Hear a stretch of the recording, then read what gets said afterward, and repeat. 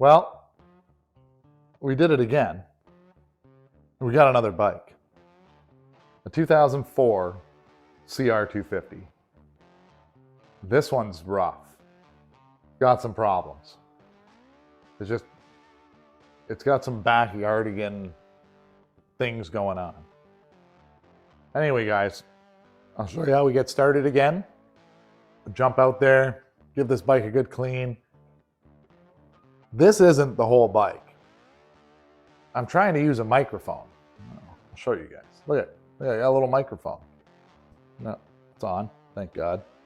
But anyway, I'm trying to use a microphone, and the microphone died on half the footage. So I'm gonna have to go back over a bunch of the stuff. Some of it's gonna be easier just to reshoot because I haven't tore it apart yet. But I tore half the bike apart without realizing. But anyway, let's take a look and see what I got.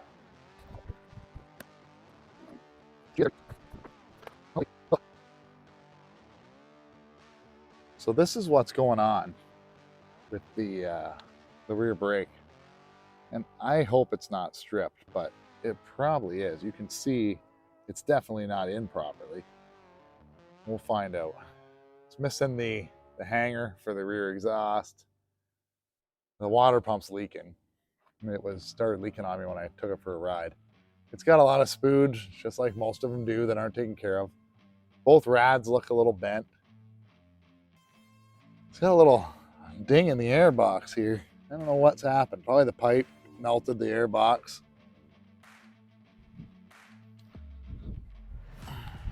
Getting down to the chain, you can see the chain and sprockets here. You can see that they're starting to hook, and that becomes a problem. So need sprockets.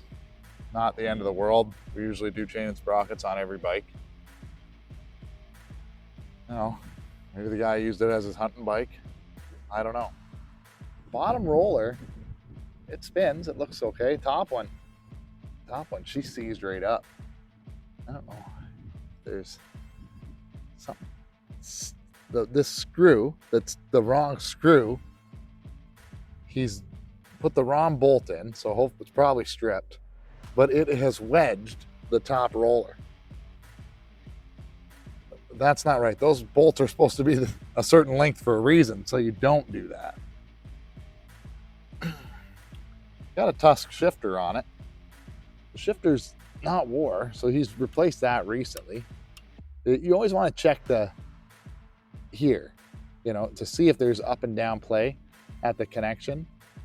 If there is, that's from getting rode a lot. Now, obviously, it's not the stock shifter, so we don't know how much hours are on this thing. The top end's been redone. The bottom end's been redone. The kid had receipts, but we'll see. It fires up pretty good. RC valve is way out of adjustment. No low end power. All top end power.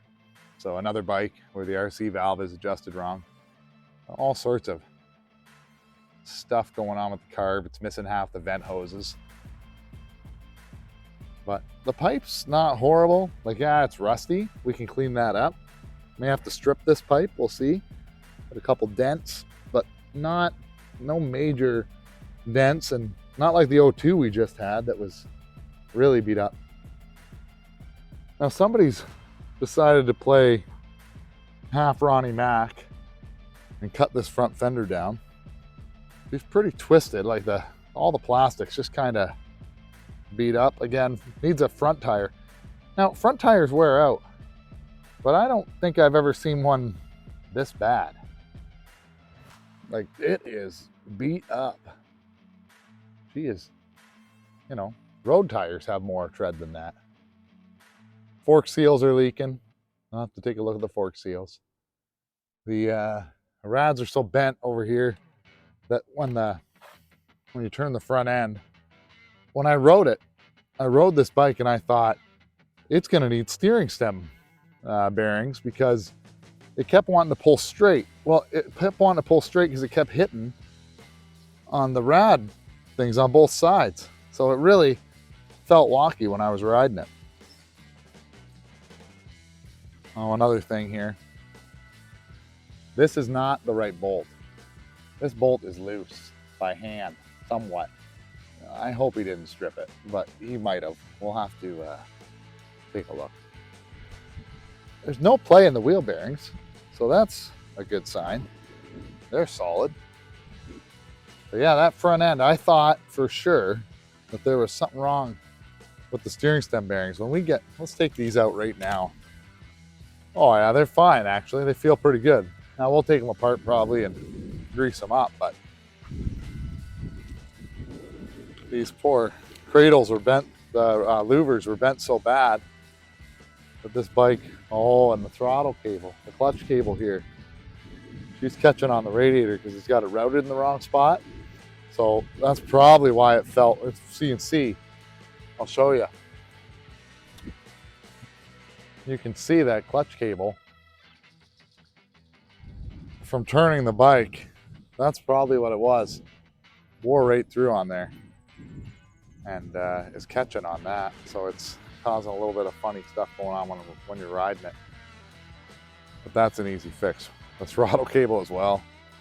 It's just seen better days.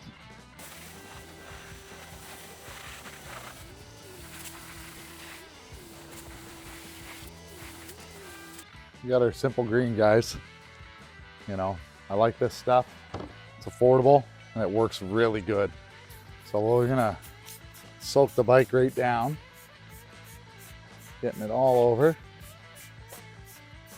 Yeah, getting all up on top of that carburetor because carburetors are a pain to clean.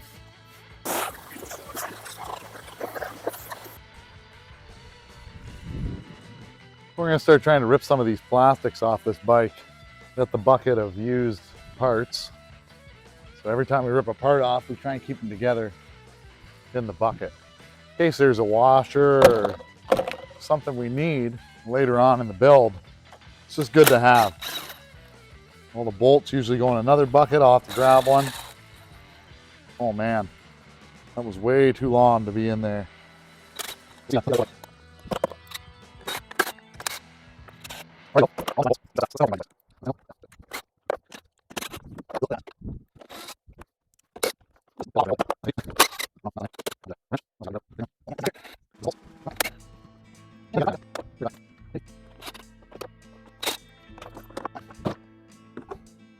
Well, it's got an air filter. It's actually not that dirty.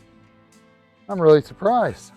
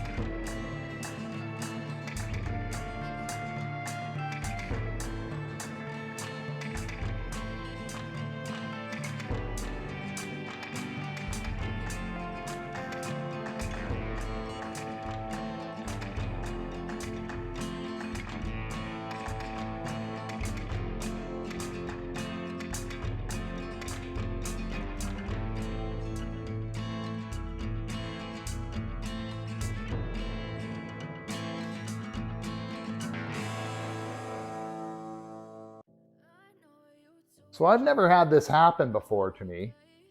When I'm really surprised, it probably should have. The guy when, let me get the other piece. Let me show you. All right. So here is your intake flange. Okay. You see that hump? There's a hump there. Now your carburetor needs to sit all the way in, not just to the hump. So what the guys ended up doing was they thought they had their carburetor in, it wasn't. It was only up to the hump. And then they tightened down the clamp. I didn't notice it. Now I washed this bike for like 2 hours. You know, I'm only showing you guys a little bit of the footage, but I scrubbed this bike. And I pressure washed and pressure washed. You know, the reed cage is in here, but I pressure washed all this to get rid of 20 years of gunk that nobody cleaned off. And then when I took the subframe off, the carburetor fell out. And I was like, uh-oh. You guys won't be able to hear the audio because I screwed that up too. And I realized by looking in that there was water sitting on, like very little bit of water. We're not talking like a lot of water, but there was moisture. Okay, let's call it moisture sitting on top of the reed cage. So I said, okay, what do I got to do? And called a couple guys, let me show you guys. I called a couple different people, said, hey, this is what has happened to me. There's water on top of the reed cage. And this motor, she's been all redone. Like this, the bottom end's brand new, the top end's brand new, the inside's been done. So I asked, I said, what do you do? And you know, some guy said, well, I'd maybe squirt some WD-40 in there. And I said, look, I was thinking of just putting some extra gas down in, because let's face it, that's how you lubricate the bearings. I'm not afraid that it's full of water. What I'm afraid of is that moisture got in, and I don't want those bearings rusting. And I don't want to split this motor because it's brand new. So anyway, we poured some excess mixed fuel. Now I'm not talking about straight, we're talking pre-mixed, 40-1. We dumped some down in, and we let her slosh around a bit, and we continued on. Now we covered it up with a rag, keep dirt and stuff from getting in. But that's what happened during all that footage that I shot. Now the rear shock as well, it was loose. So you can see, not here, sorry, down here. You can see that bearing shot. So we need to get new bearings for the suspension, the rear shock. So we've ordered them, top and bottom bearing. But that's where we're at on this bike. That's basically what you guys missed. So I'm curious to see what's going on here. I haven't taken it off yet. I wanted you guys to see it. Let's hope that it's just loose and not stripped. Let's take it out and see what's going on. Let's see what we got here. Oh no. Oh no. That's good. It's not stripped. They just didn't know it had to be all the way in? I don't know. Probably. They're the guys I got this from, let's face it, they didn't really know. Well, that's okay. They didn't strip it. I'm really surprised. It's bone dry, of course, like every other one. Oh, the seal's in wrong on this side. Somebody had this apart at one point. I don't know if you guys can see that, but the seal's in wrong. It needs to go the other way. It needs to be this way. Not that there's anything to seal in there. They got no grease in it. But that's the way it needs to be. This one's right. That one's not. Well, you know, 50-50, I guess. Because we've got to get these clamps out of the way. Get these radiators off so we can try and fix them. Because they have seen better days. Get this one down there. Well, nothing wrong with the hoses on this bike either. So we're going to clean them up real good. Make them look like new.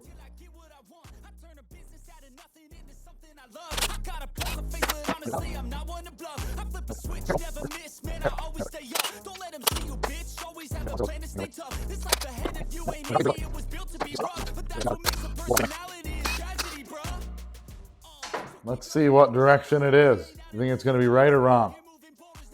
It's the right way. You better wake up for the pay stub or don't pay up, don't make love to the game, bro. Fuck the game. game up, change up, rearrange stuff to your greatness. Same us for the way up, play the game, bruh. Never stop, go get it if you want it. Gotta make to myself a promise. I won't quit, keep going till I got it. I won't give up. Well, we got quite a bit done in the first video. You know, we got the bike pretty much stripped down.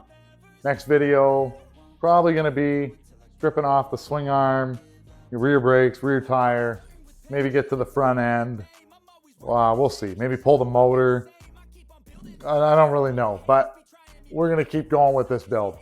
Anyway, guys, thanks a lot for watching, and we'll see you in the next one. Someone who's trying to be whatever they would like to be. We all feel the anxiety, we make our own rivalries. Yo, so where is all the positivity? I feel like we all